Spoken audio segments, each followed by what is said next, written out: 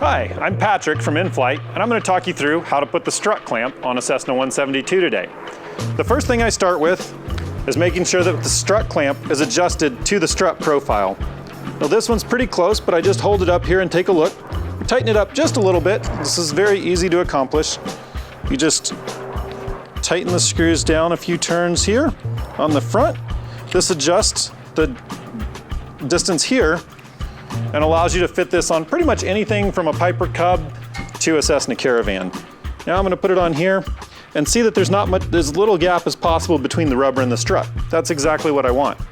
Now I'm going to take the tail of my strap, I'm going to pull the strut clamp back forward here and lace this tail through the bottom piece. The other key part to be aware of is that this tab faces up or away from your strut when it's pulled back onto the strut. We're going to pull the slack out of the strap,